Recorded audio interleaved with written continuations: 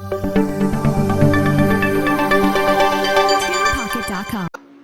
बच्चों, कैसे हो आप सभी लोग। आई होप आप सब लोग बहुत अच्छे होंगे और अपनी हेल्थ का भी बहुत अच्छे से ध्यान रख रहे होंगे।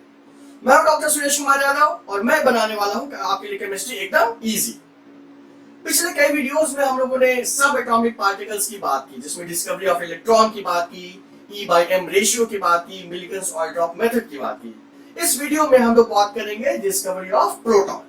ठीक है, तो सबसे पहला सवाल आता है कि भाई प्रोटॉन की डिस्कवरी क्यों हुई, कैसे हुई बाद में देखेंगे, पहले क्यों हुई, है ना।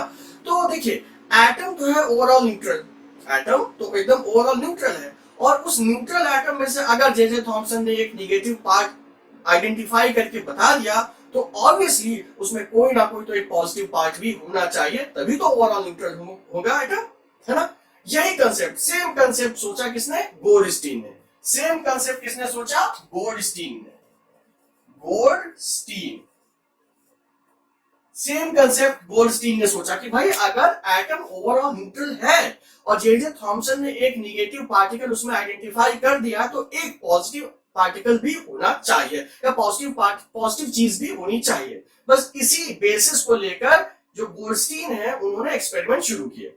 और गोल्डस्टीन क्योंकि बहुत क्लोजली फॉलो करते थे, बहुत क्लोजली मॉनिटर करते थे जे थॉमसन के काम को, तो उन्होंने क्या किया, गोल्डस्टीन ने भी जे थॉमसन का पूरा एक्सपेरिमेंट एज सच रिपीट कर दिया। डिट्टो एकदम सेम टू सेम रिपीट किया, बट विद स्लाइट मॉडिफिकेशन, बहुत थोड़ा सा मॉडिफिकेशन उन्होंने किया।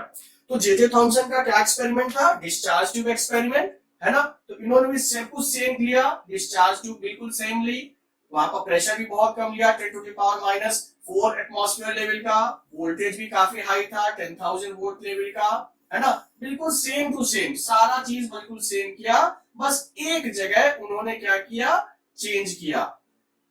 एक जगह उन्होंने चेंज क्या जे थॉमसन ने नॉर्मल कैथोड यूज किया था, इन्होंने क्या यूज किया, परफोरेटेड कैथोड।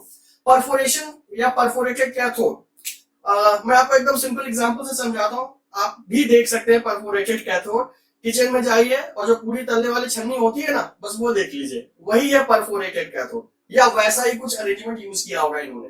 फिर से देख लीजिए, ये सर्कुलर अरेंजमेंट है, ठीक है, सरफेस एरिया बढ़ाने के लिए, और इसमें ये छोटे छोटे से होल्स हैं। तो आपको क्या ये ऐसा नहीं लग रहा पूरी छानने वाली छन्नी, यही तो लग रहा है ना। बस इसी का साइड वाइज व्यू हमने बनाया ताकि ये आपको समझ में आए, परफोरेटेड कैथोड। थोड़ा सा इसको इनलार्ज कर देते हैं ताकि आपको और अच्छे समझ में आए, ठीक है।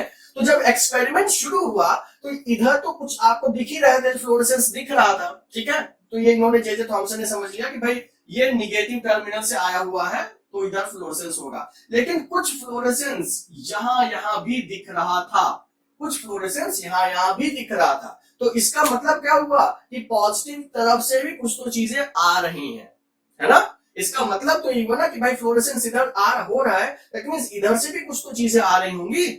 पॉइंट है कि नहीं है ना। तो इसी चीज को फिर उन्होंने फर्दर और एक्सप्लोरेट किया और एक्सप्लेन किया। कैसे एक्सप्लेन किया, देखिए कैसे एक्सप्लेन किया, बिल्कुल जे थॉमसन का सेम एक्सपेरिमेंट। क्या भाई, पहले तो क्या हुआ कि पॉजिटिव तरफ से भी कोई चीज आ रही है, तो उन्होंने नाम दे दिया एनोड रेज। जैसे कैथोड रेज था वैसे एनोड रेज, क्योंकि एनोड की तरफ से कुछ आ रही है, ठीक है। फिर इन्होंने बीच में रखा एक ओपेक बॉडी। जब ओपेक बॉडी रखा तो देखो, ओपेक बॉडी रखेंगे तो ये वाला जो कैविटी है, ये वाला जो परफोरेशन वो बंद हो जाएगा, यहाँ का फ्लोरेसेंस गायब हो गया, है ना। इसका क्या मतलब हुआ कि जो भी कैथोड की तरफ से चीजें आ रही हैं वो भी स्ट्रेट लाइन में चल रही है, वो भी किस में चल रही है, वो भी स्ट्रेट लाइन में चल रही है। तो these are travelling straight line, है ना, स्ट्रेट लाइन। इसके बाद फिर से इन्होंने क्या किया, ओपेक बॉडी हटा के क्या रख दिया, ओपेक बॉडी हटा के जे थॉमसन की जैसे इन्होंने क्या किया, माइका पैडल व्हील रख दिया। और माइका पैडल व्हील रखने के बाद जब एक्सपेरिमेंट शुरू किया तो इन्होंने क्या देखा, ये भी रोटेट कर रहा है।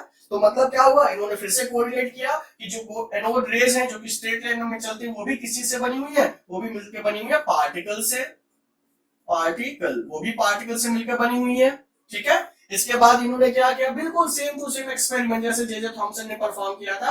यहां पर इन्होंने लगाया क्या, इलेक्ट्रिक फील्ड। यहां पर इन्होंने क्या लगाया, इलेक्ट्रिक फील्ड। बस इस बार इनको थोड़ा सा डिफरेंट मिला। क्या डिफरेंट? जे थॉमसन के केस में बेंडिंग किधर होती थी? टुवर्ड पॉजिटिव हो रही थी। यहां पर बेंडिंग किधर होगी? टुवर्ड्स निगेटिव होगी। तो अगर बेंडिंग टुवर्ड्स निगेटिव है, इसका मतलब क्या हुआ कि ये जो एनोड रेज हैं इन पर कौन सा चार्ज प्रेजेंट होगा? इन पर पॉजिटिव चार्ज प्रेजेंट होगा, तभी तो ये निगेटिव की तरफ बेंड हो रही है ना? तो इन्होंने पाया कि जो एनोड रेज है इन पर क्या है? Positive charge, right? Positive charge वो है, ठीक है? Positive charge present on anode rays, ठीक है? अब इसके बाद हुआ क्या कि जैसे वहां पर क्या था कि वहां पर आप टर्मिनल भी चेंज कर रहे हैं, गैसेस भी चेंज कर रहे हैं, लेकिन फ्लोरेसेंस पर कोई फर्क नहीं पड़ रहा था, है ना? तो यहां पर थोड़ा सा फर्क पड़ा। क्या फर्क पड़ा? देखिए, पहली चीज तो जरा ओरिजिन की बात कर लेते हैं कि आखिर ये पॉजिटिव चार्ज आया कहां से होगा। भाई देखिए, एनोड से सही मायनों में कुछ नहीं निकल रहा है। पिछली बार हम लोगों ने देखा था कि बीच में एटम्स भरे होते हैं, ठीक है? जब उधर से इलेक्ट्रॉन निकले, ये पूरा एटम है, न्यूक्लियस और एक एक हमने सेल दिखाई है। जब इधर से इलेक्ट्रॉन निकले तो साथ में इलेक्ट्रॉन इस तरफ गए, तो बाकी क्या बच गया होगा? ये आयंस, पॉजिटिवली चार्ज आयंस बचे होंगे जो कि इधर की तरफ अट्रैक्ट हुए होंगे, है ना? और ये कैसे पता लगा कि ये जो फ्लोरेसेंस था ये डिपेंड कर रहा था कि आप कौन सी गैस यूज कर रहे हैं, वहां पर कौन सी गैस यूज कर रहे हैं। मतलब ये गैस डिपेंडेंट था, इसका मतलब ये फंडामेंटल पार्टिकल नहीं है। अगर आप ऑक्सीजन गैस यूज कर रहे हैं तो फ्लोरेसेंस में डिफरेंस है, नाइट्रोजन यूज कर रहे हैं तो फ्लोरेसेंस में डिफरेंस है, एंड सो ऑन। इसका मतलब ये हुआ कि ये वेरी कर रहा है, और ये डिपेंड कर रहा है किस पर? ये डिपेंड कर रहा है जो कि गैस भरी हुई है उस पर।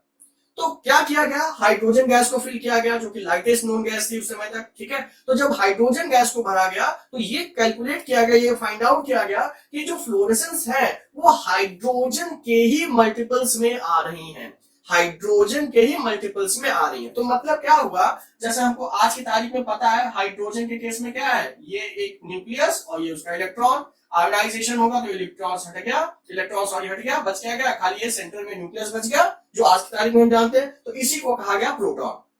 और बाद में ये कहा गया कि जितने भी और गैसेस हैं वो इसी के मल्टीपल्स में क्या हो रही है? वो फ्लोरेसेंस शो कर रही है। मतलब जो हाइड्रोजन का न्यूक्लियस है या हाइड्रोजन का जो पार्टिकल है उसको कहा गया प्रोटॉन, और उसी के मल्टीपल्स में। तो हाइड्रोजन को इसीलिए फंडामेंटल, जो हाइड्रोजन का न्यूक्लियस है उसको फंडामेंटल पार्टिकल बोला गया, और उसको रखा गया, क्या नाम रखा गया? प्रोटॉन।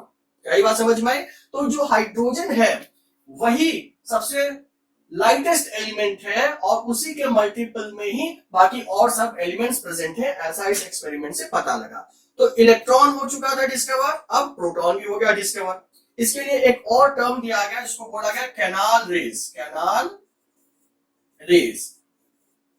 रेस क्यों बोला गया? थोड़ा सा इसको भी समझते हैं। ये तो परफोरेशन है। अब इसी परफोरेशन को अगर हम थोड़ा बड़ा बनाते हैं, मान लीजिए परफोरेशन बड़ा बना रहे हैं, हमारे हिसाब से तो बहुत पतला सा है, लेकिन जो ये पार्टिकल होगा, पॉजिटिवली चार्ज पार्टिकल होगा, उसके हिसाब से तो काफी लंबा होगा ना। आप देखिए, ट्रेन अगर किसी सुरंग से पास होती है, सुरंग बहुत बड़ी तो नहीं है, लेकिन हाँ हमको लगता है बहुत बड़ी है, हमारे रिस्पेक्ट में तो बहुत ही बड़ी है। वैसे ही जो प्रोटॉन होगा उसके रिस्पेक्ट में ये जो थिकनेस है, थिकनेस कैथोड के वो काफी ज्यादा है, तो लगेगा कि ये कैनाल से पास हो रहा है, तो इसीलिए इसको नाम दे दिया गया कैनाल रेस। ठीक है बच्चों, तो क्या ये बात समझ में आ गई? गोल्डस्टीन, क्योंकि एटम ओवरऑल न्यूट्रल होना चाहिए, यही कंसेप्ट के साथ में शुरुआत की थी गोल्डस्टीन ने। क्योंकि जे थॉमसन ने एक नेगेटिव पार्टिकल पहले ही आइडेंटिफाई कर दिया है, तो कोई ना कोई एक पॉजिटिव पार्टिकल भी होना चाहिए ताकि वो एटम ओवरऑल न्यूट्रल हो सके, है ना। इसी थॉट के साथ में गोल्डस्टीन ने सारा काम किया, और पूरा का पूरा गोल्डस्टीन का एक्सपेरिमेंट कॉपी पेस्ट कर दिया, बट विद स्लाइट मॉडिफिकेशन। क्या मॉडिफिकेशन था? इन्होंने यहाँ पर परफोरेटेड कैथोड यूज किया, बाकी सब कुछ सिमिलर एकदम एक्सपेरिमेंट इन्होंने प्लान किया। तो by this way discovery of proton हुई।